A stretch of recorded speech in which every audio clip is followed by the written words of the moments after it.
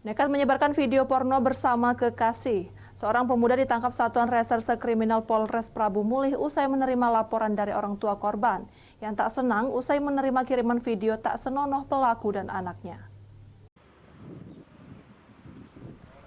Dengan tangan di borgol, Ferdiansyah 18 tahun warga Prabu Mulih Timur hanya bisa tertunduk malu saat digiring petugas ke ruang perlindungan perempuan dan anak Polres Prabu Mulih untuk mempertanggungjawabkan perbuatannya setelah lebih 10 kali menyetubuhi pacarnya sejak mereka masih kelas 2 sekolah menengah atas. Di hadapan penyidik, pelaku nekat mengirimi orang tua dan saudara pacarnya video dan foto tak senonoh mereka agar bisa menikah. Aku bertanggung jawab kepada orang tuanya, Pak. Video itu video apa? Video call, Pak. Isinya apa isinya? Call yang tidak senonoh, Pak. Terus alasan kau mengirimkan ke orang tuanya apa?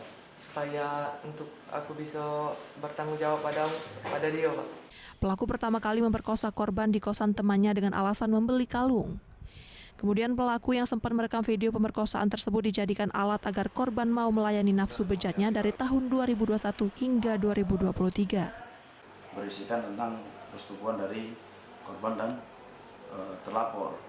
Lalu karena merasa tidak senang, orang tua korban melakukan laporan pada Polres Prabu Mulih. Dari hasil laporan tersebut, kami Satreskrim Polres Prabu Mulih terutama unit PPA melaksanakan penyelidikan terhadap kebenaran dari video yang diterima tersebut. Akibat perbuatannya, pelaku diancam pasal perlindungan perempuan dan anak dengan ancaman kurungan maksimal 15 tahun penjara. Dari Prabu Mulih, Berry Prima, iNews melaporkan.